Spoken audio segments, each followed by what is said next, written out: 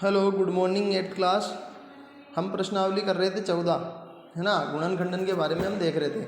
हमने जो है प्रश्नावली 14.1 कर चुके थे हम। अब प्रश्नावली 14.2 है, इसमें हम गुणन खंडन की बात करेंगे। जैसे पहला प्रश्न है हमारा a² + 8 है + 16, ये वाला प्रश्न है ना। इसके गुणनखंड करने हैं। तो ऐसे संख्याएं जब आ जाए ना हमारे पास में, तो हम स्प्लिटिंग टर्म का यूज करते हैं। स्प्लिटिंग टर्म के द्वारा कैसे करते हैं, देखो। कॉमन लेने के लिए क्या करेंगे, बीच वाला जो पार्ट है ना, ये बीच वाला पार्ट, बीच वाली संख्या 8 है। हम इस 8a को ऐसे दो टुकड़ों में तोड़ेंगे कि उनको जोड़ने पर तो कितना आ जाए, बीच वाली यानी 8 आ जाना चाहिए, और गुणा करने पर इन दोनों का गुणा आ जाना चाहिए। 16 को a² से गुणा करते हैं तो कितना आता है, 16a², यानी जोड़ने पर तो क्या आना चाहिए, 8 है, और गुणा करने पर कितना आना चाहिए, 16a² आना चाहिए। ऐसे टुकड़े क्या हो सकते हैं 8a के, तो देखो 4a + 4a, 4a में 4a जोड़ता हूँ तो 8a बन जाता है, और 4a को 4a से गुणा करता हूँ तो कितना बन जाता है, 16a²। इसका मतलब क्या हुआ कि हम, ये तो a² है हमारा, है ना। एक मिनट, देखो इसको बड़ा करके लिख लेते हैं, अच्छे से समझ में आ जाएगा।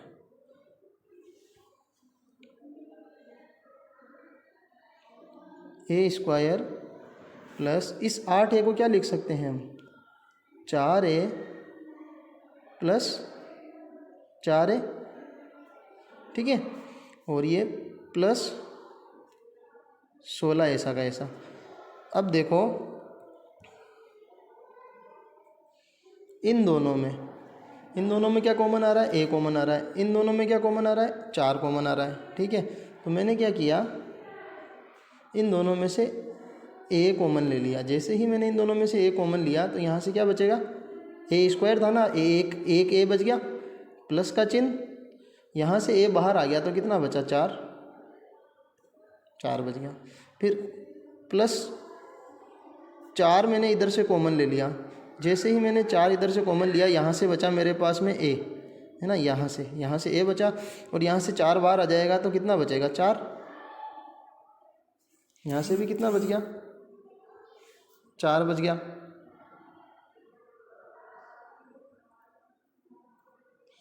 है ना। अब देखो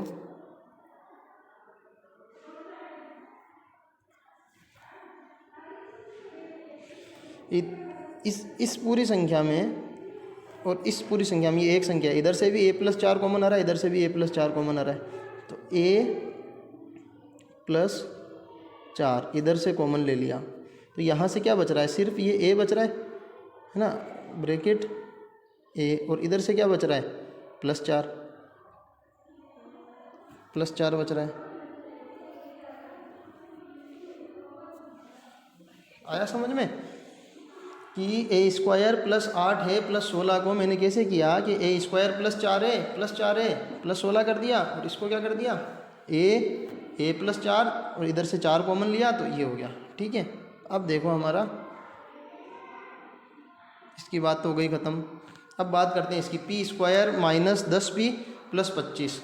तो अब इसमें क्या होना चाहिए, इस वाले प्रश्न में, कि जोड़ने पर तो क्या आ जाना चाहिए, -10p आना चाहिए, है ना, और गुणा करने पर इन दोनों का गुणा, तो 25p² आना चाहिए, 25p² आना चाहिए। वैसे टुकड़े क्या हो सकते हैं, -5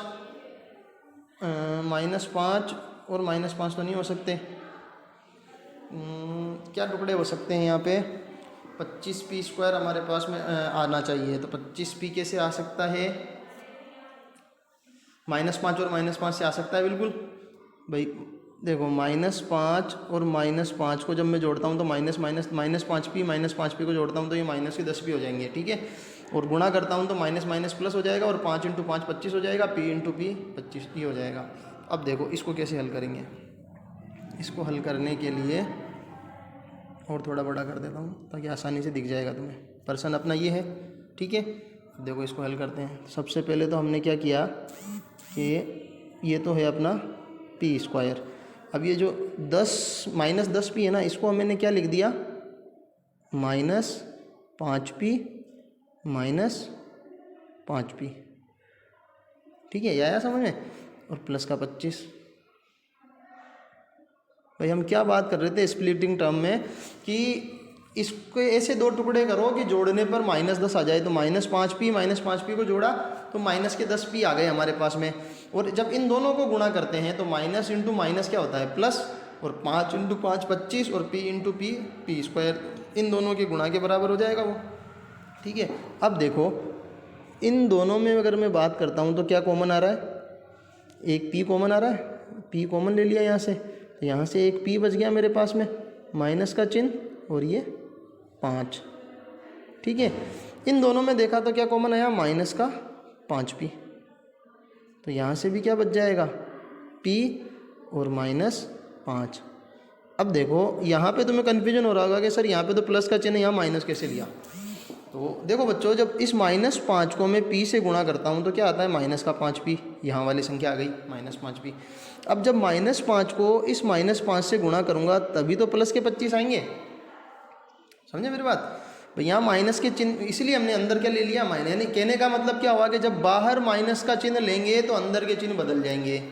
जैसे यहाँ देखो, यहाँ माइनस का 5p था, तो अब ये माइनस का था, ये प्लस का हो गया है ना, और ये माइनस का रह गया। तो अब इधर देखो दोनों तरफ में p -5 कॉमन आ रहा है, इधर भी p -5 है, इधर भी p -5 है। तो हमने क्या करा, इस कोष्टक p -5 को बाहर कॉमन ले लिया। जैसे ही p -5 को कॉमन ले लिया तो इधर से क्या बचा मेरे पास में, p माइनस, इधर यहाँ से क्या बचा, -5। बस यही मेरा उत्तर हो गया, यही मेरा क्या हो गया, उत्तर हो गया। आया समझ में। एक और देखो इसका तीसरा देखो, और अच्छे से समझ में आ जाएगा फिर। जैसे ये अपना प्रश्न है 25m² + 30m + 9। अब इसमें क्या करना है कि इसके ऐसे टुकड़े करने हैं कि जोड़ने पर तो क्या आ जाए हमारे पास में, जोड़ने पर तो क्या आ जाए, 30m आ जाए, 30m आ जाए। और गुणा करने पर इन दोनों का गुणा, 25 और 9 का गुणा, 25 और 9 का गुणा कितना होता है, 25 नंबर 225 m², है ना।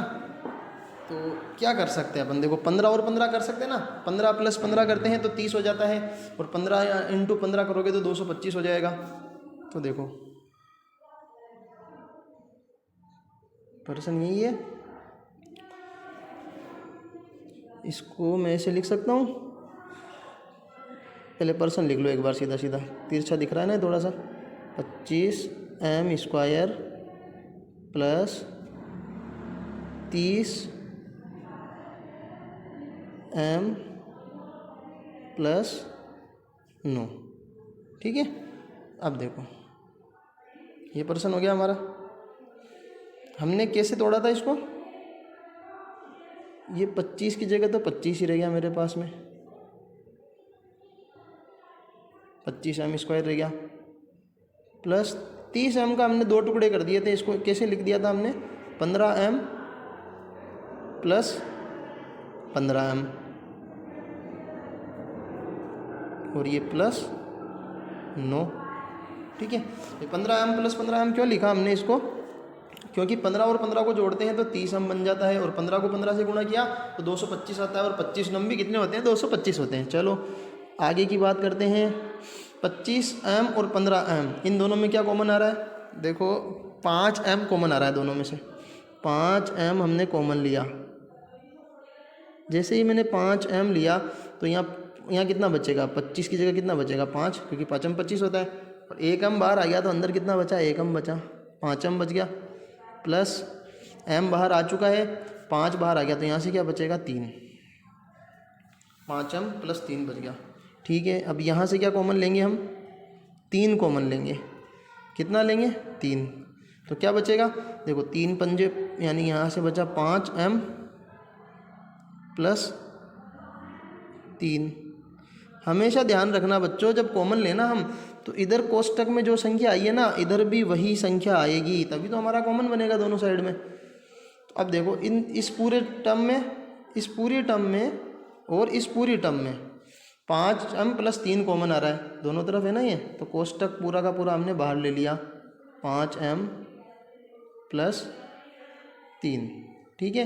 तो यहाँ से क्या बच रहा है अपने पास में 5m कोष्टक में 5m प्लस 3, ये मेरा उत्तर होगा। आया समझ में? 25m² प्लस 30m प्लस 9 है ना, तो 25m² plus 15m plus 15m plus 9 है ना। इसको मैंने सोल्व किया तो मेरा ये उत्तर आ गया। और देखो आगे चौथा प्रश्न, चौथा है कि 49y² plus 84yz plus 36z²। अब इसको जब हम हल करें तो हमारे पास में क्या आए, कैसे हम इसको हल कर सकते हैं। तो देखो 84 को पहले तो इसमें सीधा सीधा कुछ कॉमन आ रहेगा, सीधा सीधा तो कुछ कॉमन आ नहीं रहा है, लेकिन कॉमन आने से पहले देखो मैं इसको कैसे लिख सकता हूँ, वो देखो क्या मैं इसको ये लिख सकता हूँ, ये 49y² है ना, तो क्या मैं इसको ऐसे लिख सकता हूँ 7y का होल स्क्वायर। 7 का स्क्वायर कितना होता है 49, y का स्क्वायर y², और 36 को क्या लिख सकता हूँ 6z का होल स्क्वायर। ठीक है, तो अब यहाँ बीच ये देखो ये बना a², ये b², a² b² plus 2ab होता है ना, प्लस का चिन्ह आ रहा है यहाँ पे, प्लस का चिन्ह आ रहा है, तो यहाँ पे क्या होना चाहिए 2 इंटू a का मान कितना है 7y और b का मान कितना है 6z। इनको गुणा करो, क्या 84yz आता है क्या, 7 दूनी 14, 14 छंग 84 और y into z y z 84yz आ गया पूरा का पूरा। 7y² plus 2 into 7y plus, तो देखो ये मेरा ये बन रहा है क्या, ये आइडेंटिटी लग रही है क्या, कौन सी a प्लस b का होल स्क्वायर, वो क्या होता है a² plus 2ab plus b²। लग रही है ना, तो लग रही है, तो हम क्या कह सकते हैं कि इस पूरे को हम क्या बोल सकते हैं, हम इसको ये बोल सकते हैं 7y, ये तो हो गया मेरा a प्लस 6z, ये हो गया मेरा b का होल स्क्वायर, है ना। ये बोल सकते हैं ना 7y प्लस 6z का होल स्क्वायर, यानी इसके गुणनखंड क्या हो गए 7y प्लस 6z का होल स्क्वायर। ओके, ऐसे देखो अगला पांचवा, 4x² माइनस 8x प्लस 4, इसके टुकड़े करने हों तो कैसे करें। अब अगर सूत्र की सहायता से बताऊं तो सूत्र की सहायता से भी हो जाएगा, है ना। ये दोनों तरीके स्प्लिटिंग टर्म की मेथड से भी हो सकते हैं अभी, और सूत्र की सहायता से भी हो सकते हैं। सूत्र की सहायता से करके बता देता हूँ, जैसे 4x² है ना, इसको क्या लिखोगे तुम 2x का होल स्क्वायर, और ये इधर प्लस का 4 है, प्लस के 4 को क्या लिखेंगे 2 का स्क्वायर।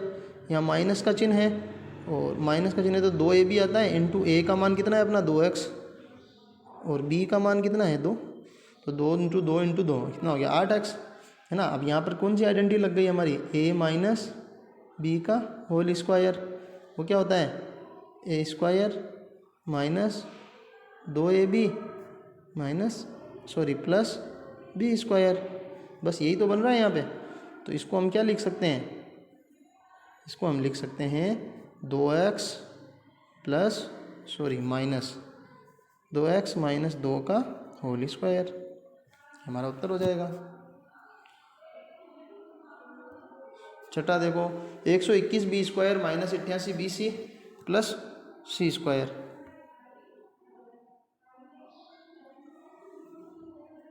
तो देखो इसको मैं जब हल करूं तो इसको क्या लिख सकता हूं, 121 किसका स्क्वायर होता है 11 का, तो इसको मैं लिख सकता हूं 11b का होल स्क्वायर, और ये 16 है ना, इसको क्या लिख सकते हैं अपन 4c का होल स्क्वायर, क्योंकि 4 का स्क्वायर 16 होता है। फिर यहाँ माइनस का चिन्ह आ रहा है, तो 2 इंटू, अब a का मान कितना है 11b, यहाँ लिख दो 11b,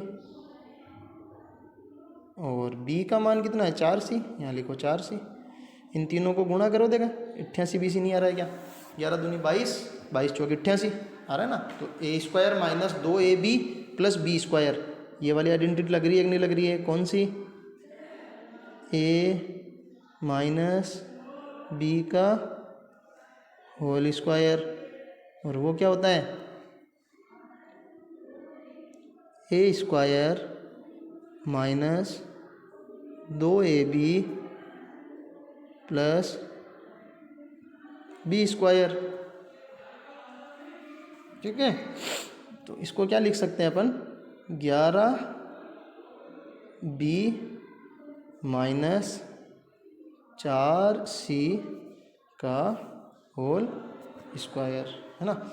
ऐसे कंफ्यूज मत होना। देखो ये जो उत्तर निकाले ना हमने यहाँ पे, जैसे तुम्हें इसका उत्तर क्या मिल सकता है तुम्हें, p माइनस 5 का होल स्क्वायर। पीछे उत्तर ऐसा मिल सकता है या इस रूप में मिल सकता है, क्योंकि तुमको तो पता ही होगा, क्या पता होगा कि देखो x इंटू एक्स अगर मैं करूँ तो क्या आता है मेरे पास में, एक्स स्क्वायर। तो एक्स स्क्वायर को मैं इस रूप में भी लिख सकता हूँ, इस रूप में भी लिख सकता हूँ, समझ गए भाई। एक्स स्क्वायर को हम ऐसे भी लिख सकते हैं और ऐसे भी लिख सकते हैं। तो ऐसे घबराना मत कि सर ये उत्तर गलत आ रहा है, सही आ रहा है। ऐसे ही इसको देखो, l प्लस एम का होल स्क्वायर माइनस 4lm। अब इसके गुणनखंड करने, तो गुणनखंड करने के लिए हम क्या करेंगे, पहले ये देखो यहाँ पे क्या बन रहा है, a प्लस बी का होल स्क्वायर बन रहा है, a प्लस बी का होल स्क्वायर बन रहा है। पहले इसको हल करेंगे, a प्लस बी का होल स्क्वायर है, इसको हल करेंगे। तो ए इसको हल करने के लिए हमने क्या किया,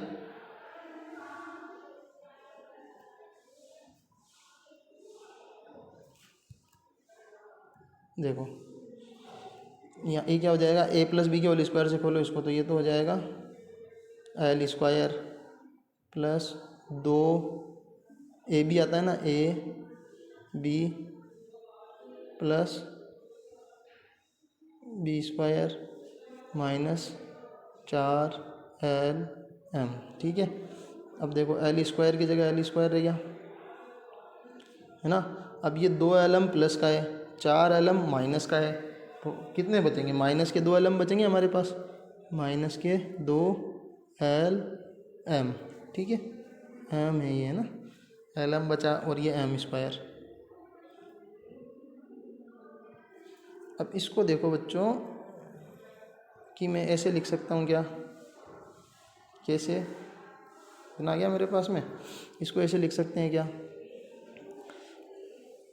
l को मैं ऐसे लिख सकता हूँ ए स्क्वायर, ये माइनस का 2 गुणा a गुणा b प्लस m का होल स्क्वायर, है ना। तो इससे मेरा सूत्र क्या बन रहा है, ये बन रहा है ना, a माइनस बी का whole square is equal to a square minus 2ab plus B square बन रहा है ना ये। तो मैं इसको ये लिख सकता हूँ ना क्या, कि a का मान कितना है, l माइनस m का होल स्क्वायर, भाई l माइनस m का होल स्क्वायर। बस ये मेरा उत्तर हो गया। ये था, इसको पहले a प्लस बी के होल स्क्वायर से खोल दिया, खोला तो यहाँ पे माइनस के 2lm आए, यहाँ प्लस के आ गए, माइनस किया तो ये बन गया। इसको हम ऐसे लिख सकते हैं। ओके, लास्ट एक और देख लो, a की घात 4 plus 2a square b square plus b की घात 4। इसको हमें क्या करना है, हल करना है। हल करने के लिए मैंने क्या किया, देखो मैं इसको ऐसे लिख सकता हूँ, a स्क्वायर का स्क्वायर, तभी तो a की घात 4 आएगी। और इसको क्या लिख सकते हैं, घात की घात गुणा हो जाती है ना, तो बी स्क्वायर का स्क्वायर, तो ये a हो गया, ये b हो गया, बीच में प्लस का चिन्ह आ रहा है तो प्लस 2ab होगा। ये 2 प्लस 2 इंटू ab, a का मान कितना है a स्क्वायर इंटू b का मान कितना है b स्क्वायर। ठीक है, तो उस हिसाब से मेरे पास में कौन सा सूत्र लग रहा है अभी यहाँ पे, a प्लस बी का होल स्क्वायर, और वो क्या होता है a square plus 2ab plus B square, है ना। वही तो बन रहा है, a square plus 2ab plus B square बन रहा है। तो उसको हल करने के लिए a का मान कितना है मेरे पास में यहाँ पे, a स्क्वायर प्लस b का मान कितना है b स्क्वायर। तो ए स्क्वायर प्लस बी स्क्वायर का होल स्क्वायर, ये मेरा आंसर हो जाएगा। ओके, तो ये प्रश्नावली 14.2 का पहला प्रश्न कॉपी में नोट करना है। Thank you class.